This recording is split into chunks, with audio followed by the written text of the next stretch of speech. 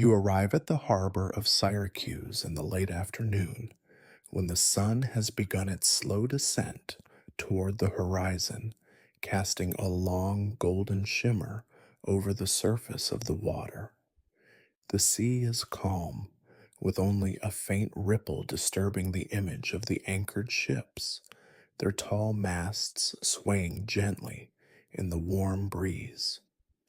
The air carries a blend of scents: salt from the water, the faint tang of fish recently unloaded from boats, and the dusty, sun baked aroma of stone and mortar that seems to rise from the city walls themselves.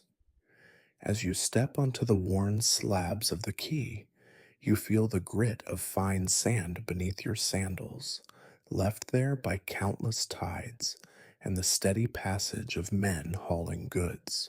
The walls of Syracuse loom ahead, weathered yet firm, their stones set centuries earlier by hands long gone.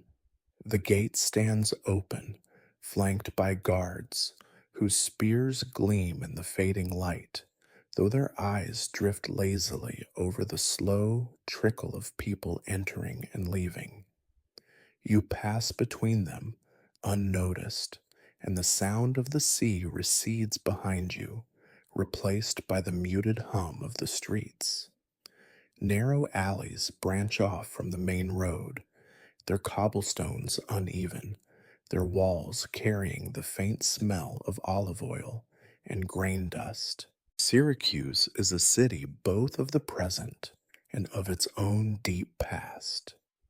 The merchants in the marketplace haggle over amphorae of wine and jars of salted fish, yet above them rise temples whose columns bear the marks of wind and rain endured for generations. You pass a colonnade where older men sit in the shade, speaking in low, steady tones about the latest decrees from the tyrant Hiero, whose rule has brought both prosperity and an uneasy alliance with Carthage. There is talk, too, of Rome, of their wars, their ships, their inexorable expansion across the Mediterranean. It is in this fragile balance of politics and power that the mathematician Archimedes lives and works, his thoughts dwelling on principles that seem far removed from the restless world of soldiers and treaties. The lecture you are here to attend is not for the masses. It is to be held in a quiet hall near the eastern edge of the city, a place reserved for scholars, engineers, and those who have the patience to listen to slow, deliberate words.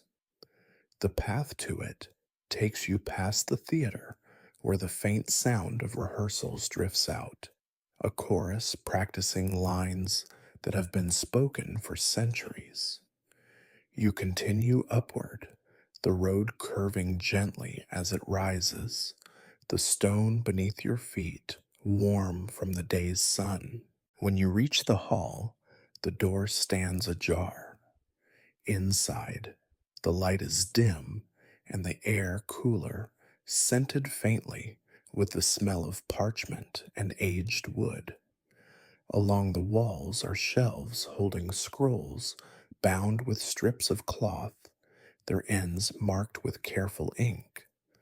A large table stands at the front, upon which rests an assortment of objects: polished bronze pulleys, beams of cedar wood, a pair of clay vessels, and a long iron rod that catches the light in a dull glint. There is no one yet at the table. You choose a place near the back, where the shadows pool gently against the wall. The seats are wooden benches, their surfaces worn smooth by years of use.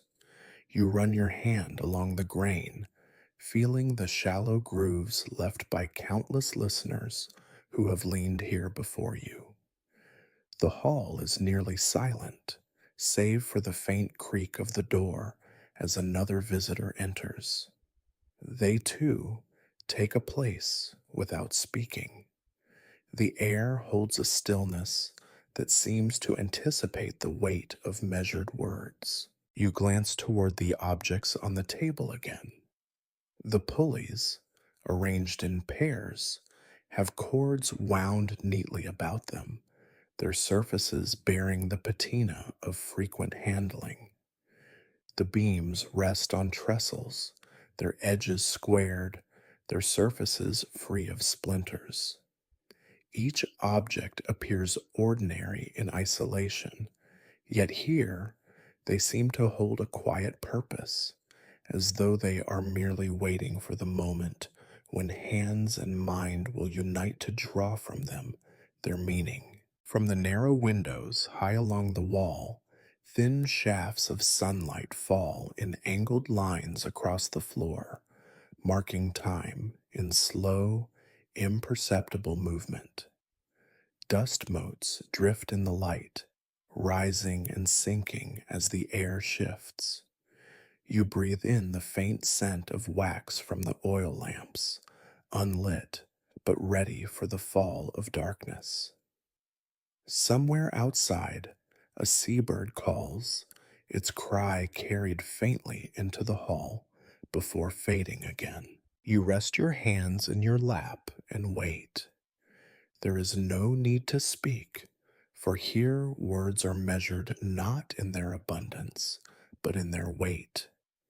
The sea, the city, the long road here, all now seem distant. What remains is the expectation of thought shaped into form, the promise of a voice explaining the workings of the world in tones slow enough to follow, yet deep enough to fill the mind for hours. In the stillness of the hall, you find yourself ready to listen. The faint murmurs in the hall settle into silence as the sound of steady footsteps approaches from the side passage. They are slow, deliberate steps, each landing with the weight of a man in no hurry to reach his audience. The air seems to tighten, though without urgency, only with the awareness that the long wait is over. Archimedes enters without ceremony, a rolled scroll in one hand, the other resting lightly on the polished head of a cane that is less for support than for balance. His gaze moves not over the listeners, but toward the objects on the table, as though they have been waiting for him longer than you have. He sets the scroll down with care, then touches the pulley nearest to him, adjusting its alignment by a fraction of a finger's breadth. There is no rush to speak. Instead, he surveys the table in its entirety, ensuring each piece lies exactly where it should. Only then does he straighten and turn slightly toward the benches, his expression calm, his voice low and unhurried. He begins not with pulleys, not with levers, but with the wider tapestry into which these devices are woven. He speaks of the long tradition of inquiry among the Greeks, of how the early thinkers in distant Ionia questioned the movements of the heavens, the nature of matter, and the patterns that governed the changing seasons. He names Thales, Anaximander, and Anaximenes, each introduced with measured respect, not as distant names, but as steps in a careful chain of reasoning that has led to this very day. The sound of his voice is steady and level, without the rise and fall of a storyteller. Each sentence seems constructed with the same precision he applies to his machines. The hall's air carries his words evenly, with no echo, and you find yourself leaning slightly forward, not from eagerness, but to catch every syllable before it dissipates into stillness. Archimedes shifts to the development of practical devices. He traces a line from the simple wooden beam balanced upon a stone used to lift a basket of olives to the more complex arrangements of pulleys that can draw the mast of a trireme upright with a fraction of the effort. His pace is slow enough to make you picture each stage, lingering over the texture of the wood, the weight of the stone, the creak of rope under strain. On the table, he points to a cedar beam lying across two trestles. Without lifting it, he describes how its length, when measured precisely, can magnify force, and how this principle holds regardless of the materials or the scale. His words are not about invention, but about inevitability, that a beam will obey the laws of balance as faithfully in a humble workshop as on the deck of a warship. He pauses then, not to create suspense, but to allow the air to settle again. You hear the faint rustle of someone adjusting their cloak on a bench, the dry slide of leather against wood. Archimedes opens the scroll before him, but he does not read from it. Instead, he uses it as a marker, tapping it lightly to punctuate a point about the relationship between distance and force. He makes no attempt to simplify. The terms are exact, the logic precise, the pace unchanging. At one moment, he refers to a phrase he has spoken before, a phrase you have perhaps heard repeated by others with excitement. Give me a place to stand, and I will move the earth. Yet here, in his own mouth, it arrives not as a boast, but as a matter of fact statement, a conclusion drawn from geometry rather than ambition. He does not linger on it. The phrase is simply one point among many, carried along in the slow current of his discourse. The light through the high windows has shifted, the beams now angled more steeply, touching the table and the smooth curve of a bronze pulley wheel. Dust motes drift through them, stirred by a faint movement of air from the open doorway. Archimedes continues, his hand occasionally brushing over the objects before him, though rarely lifting them. It is enough that they remain visible, patient, their use implied rather than demonstrated. He moves gradually to the subject of compounded pulleys, describing how the pairing of two wheels, then three, then more, can alter the relationship between effort and weight. His description is accompanied by numbers, spoken slowly enough for the mind to form the ratios as if they were tangible things. There is no need to write them down. They fall into place in the memory with the same firmness as stones set into a wall. From pulleys, he diverges briefly into the histories of those who employed them, the builders of temples, the captains of merchant vessels, the engineers of siege engines. He does not romanticize them. Their work, he says, was as much about patience and accurate measurement as about strength. Those who failed in either produced nothing but ruin, whether they sought to raise a column or to hurl a stone at an enemy wall. The minutes pass without notice, each one folding into the next. There is no climax, no sudden revelation, only the steady unfolding of ideas, each resting on the one before it. The hall remains quiet, the audience still, their faces turned toward the front, not from compulsion, but because movement would break the careful structure being built in words. Archimedes speaks as though the principles he describes have always existed, needing only to be recognized. and in the slow, measured cadence of his voice, they seem eternal indeed, older than the walls of Syracuse, older even than the names of the men who first bent wood and rope to their will. The lecture has begun, yet it feels as though it has been going on for much longer, perhaps since the first man placed a stone beneath a branch and learned to lift what his hands alone could not. Archimedes rests his hand lightly on the cedar beam before him. For a moment, he does not speak. The hall is silent, except for the soft hum of air moving through the high windows. When he begins again, his tone is unchanged, calm, level, and deliberate. He states that the lever is one of the simplest devices known to man, and yet one of the most enduring. It requires no cunning artifice, no rare material, no mysterious force. It is nothing more than a beam, a fulcrum, and the unyielding law that governs their relationship. He places the beam across a smooth stone that serves as a pivot. With one hand, he presses down on one end. The other end rises without hesitation.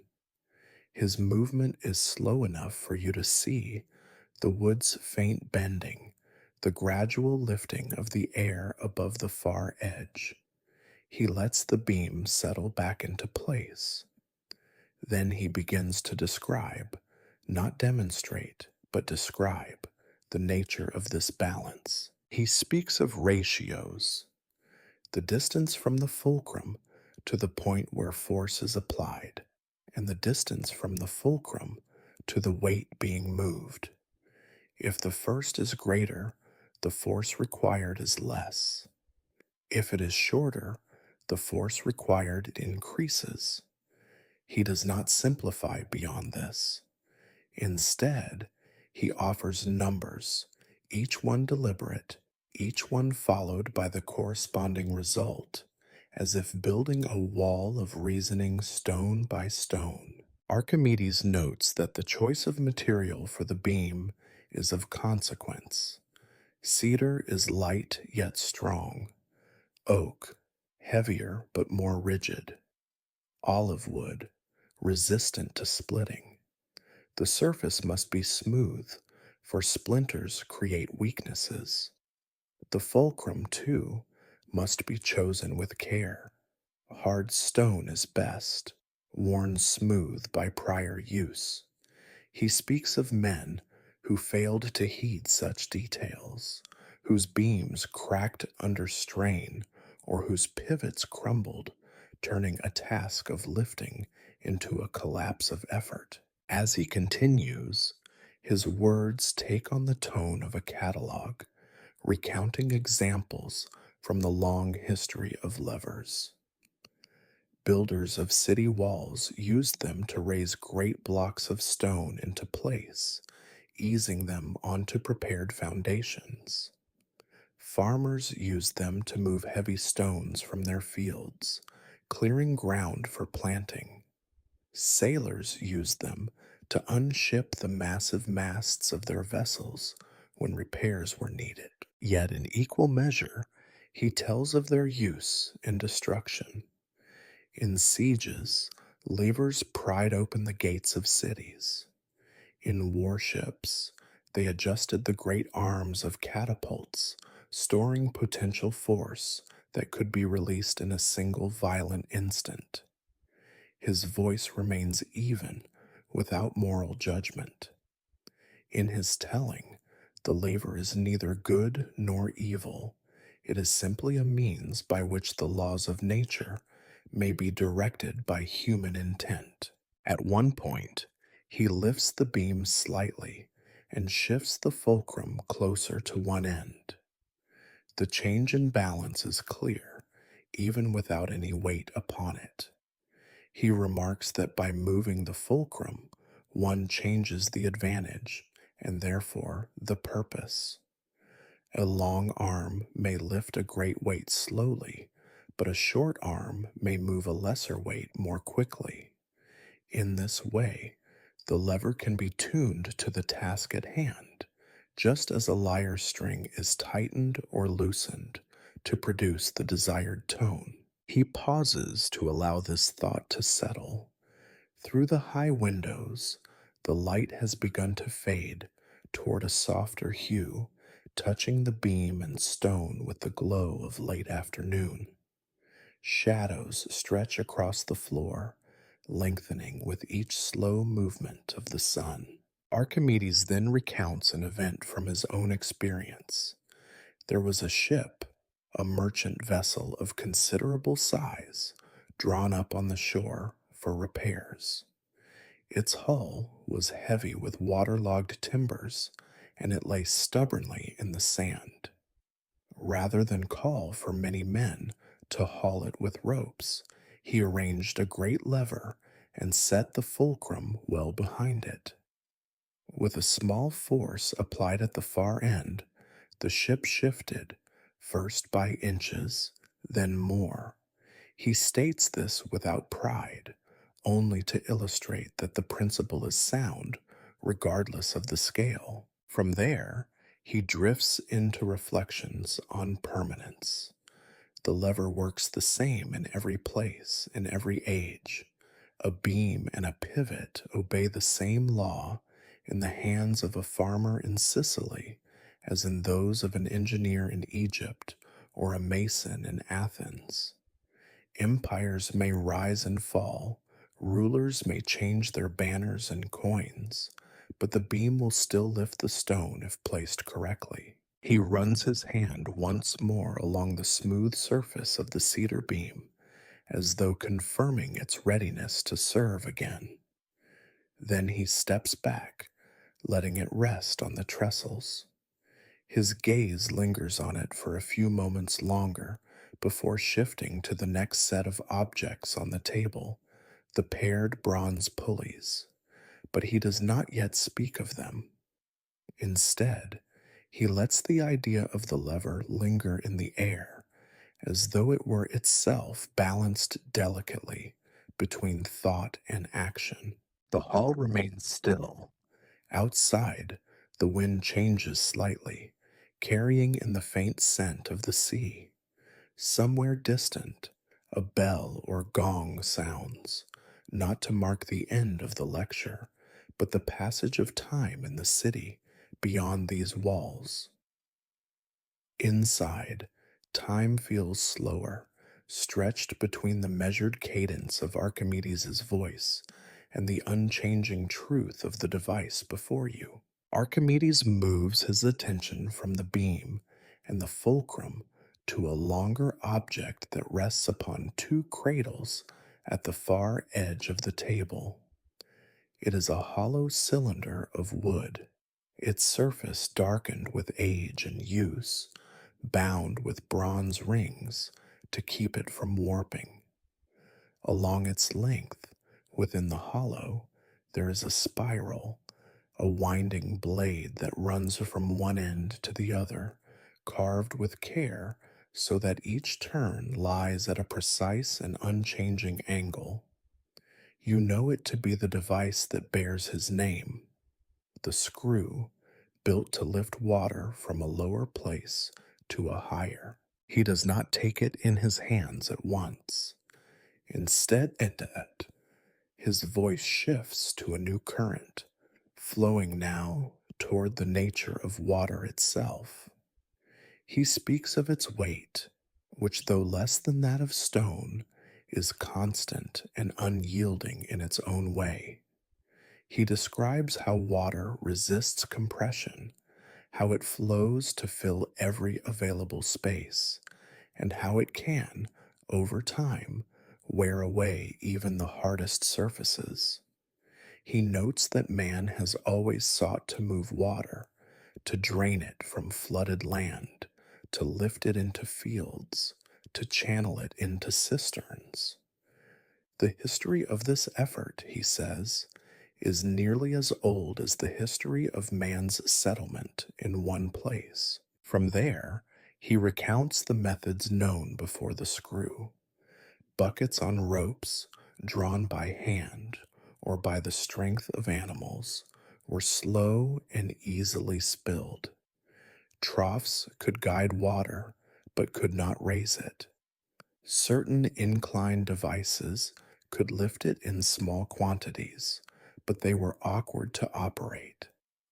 It was in observing these methods, he says, that he began to think of enclosing the water as it rose, guiding it within a confined path. He finally rests his hand on the wooden screw, running his fingers along one of the bronze bands, then along the edges of the carved spiral inside.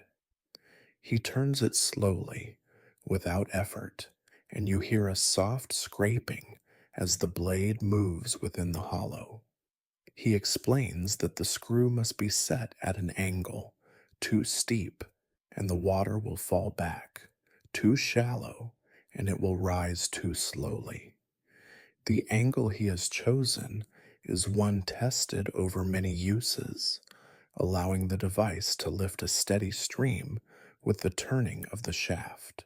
He describes how it works: the lower end placed in the water, the upper end over a channel or trough.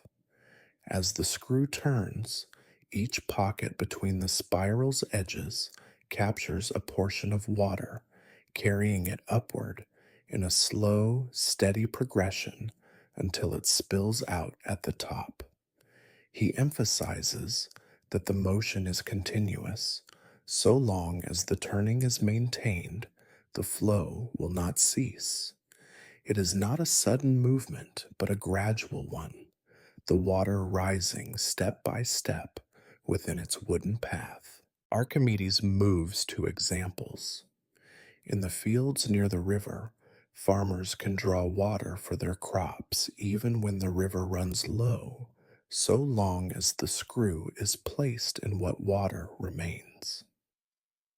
In the harbors, the device can remove water from the hulls of ships, easing the labor of men who would otherwise pass buckets in a long, weary chain. In the marshes beyond the city, screws can drain stagnant pools, making land fit again for planting. His words make no boast of invention. They are spoken as if the device had always been waiting to be recognized, as if the spiral was a truth hidden in wood until the right hands carved it free. He speaks, too, of the care required in its making. The blade must be cut at an even pitch, the cylinder sealed so that no water seeps through, the bands tightened to prevent warping in the damp air. Even the wood must be chosen carefully. Some woods swell too much when wet, others crack in dryness. He pauses to turn the screw again, this time more quickly, and the sound within changes, a low, rhythmic hum, like the murmuring of a distant stream. It is not the sound of rushing water, but of water being coaxed upward against its nature, guided patiently toward a place it would not reach on its own. From the screw, Archimedes moves into a broader reflection on the principles of hydraulics. He speaks of water finding its level, of the pressure it exerts in every direction within a vessel, of how even a small opening can release a steady flow if there is a height above it. He recounts experiments with vessels joined by narrow tubes, showing how water will rise to the same height in each, regardless of the shape of the container. These truths, he says, are as constant as those that govern the lever or the pulley. His voice slows further, if that is possible, as he returns to the screw. He speaks of time, of how the turning of the spiral is measured not in moments, but in cycles, one rotation, then another, each carrying its portion of water upward. The device does not rush, it persists. In this way, it is suited not for those who seek quickness, but for those who will turn the handle steadily until the task is done. Light in the hall has grown dimmer. The shafts from the high windows are pale and thin now, edged with the first hints of evening. Shadows gather at the edges of the room, and the bronze bands on the screw catch the fading glow like old coins. Archimedes rests the device back upon its cradles, his hand lingering on it for a final moment before withdrawing. The hall is still. Somewhere beyond the walls, you think you hear the sound of real water, perhaps the harbor, perhaps a fountain in a nearby courtyard. It is distant, steady, and it seems to echo the measured rhythm of the spiral's turn. Archimedes does not announce that he has finished this part of his lecture. He simply lets the last sentence fall into the air and remain there, unbroken, until it joins the stillness of the room. The last light of day stretches long across the floor of the hall. It touches the edges of the wooden benches, glances off the bronze rims of the pulleys, and fades slowly into the deepening shadows under the shelves of scrolls. Archimedes stands behind the table, his hands resting lightly upon its surface. He looks not at the audience, but down at the arrangement of objects, the beam, the pulleys, the screw, as though considering the sequence by which they were set before you and the thread of thought that has bound them together. When he speaks again, his voice is unchanged, calm, deliberate, without the rise or fall of finality. He begins to weave together the principles discussed, moving from the lever to the pulley, from the pulley to the screw, from the screw to the simple truths of water and weight.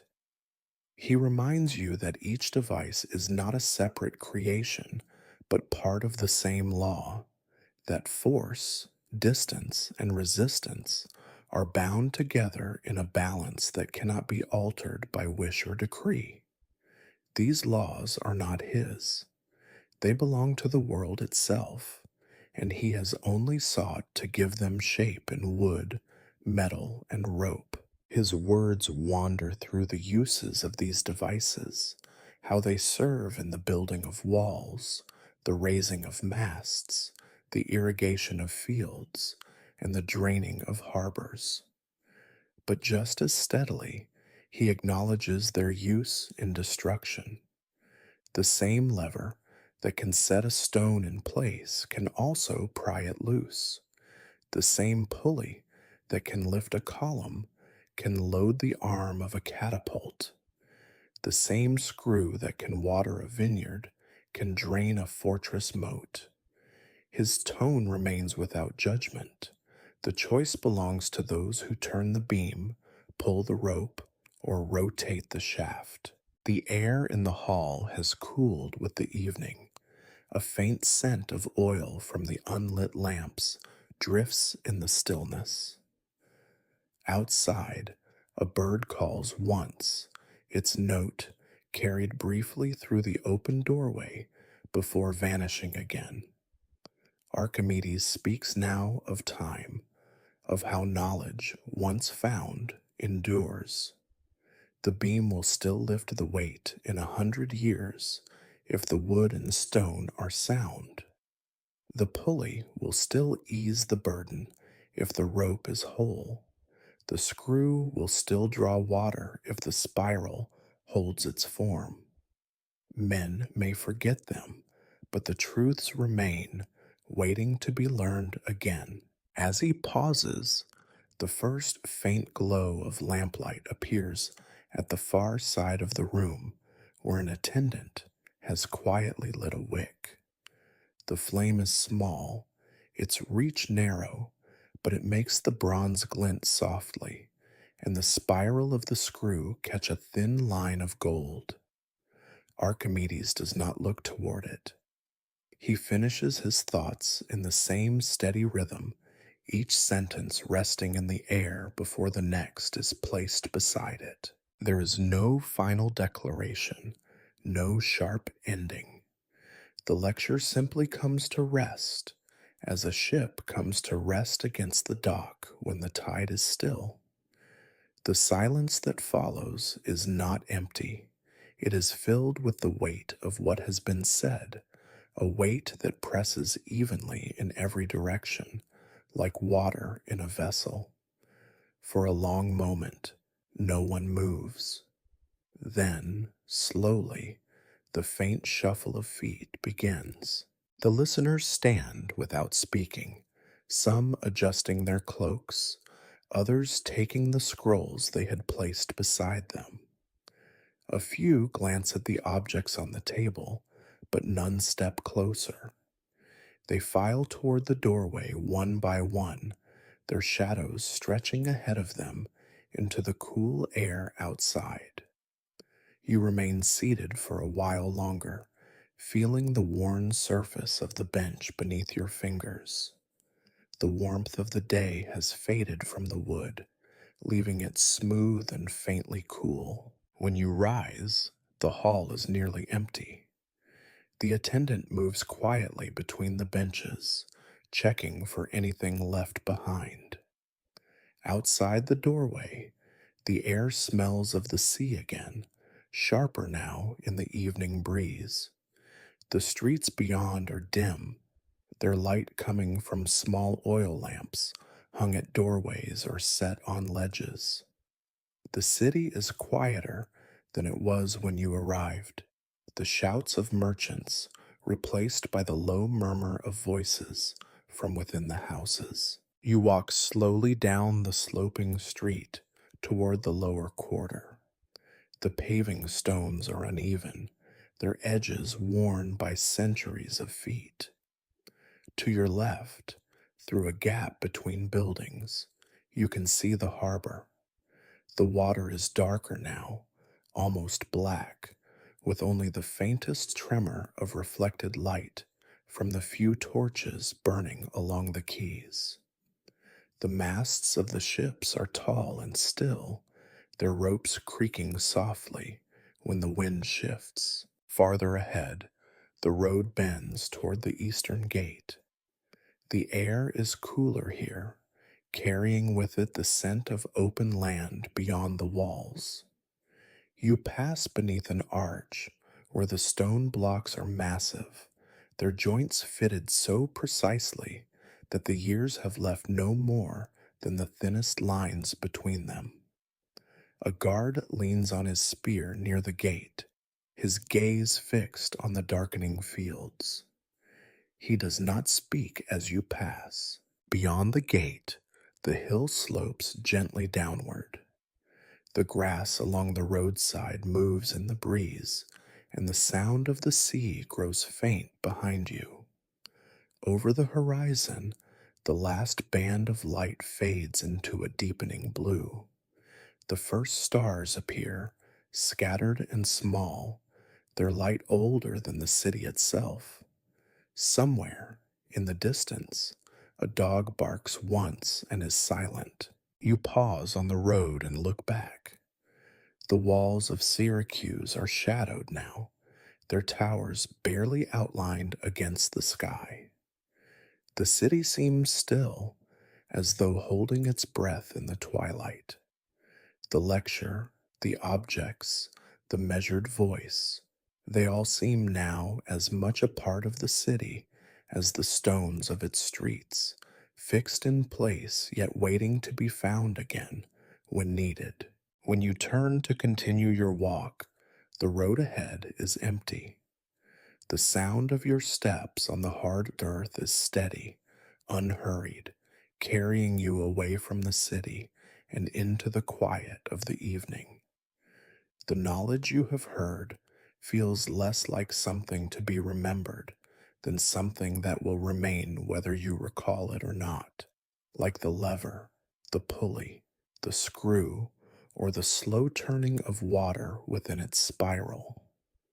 They exist whether men use them or not, whether cities stand or fall, whether the day is bright or the night is deep. You walk on until the walls are no longer visible and the night closes gently around you.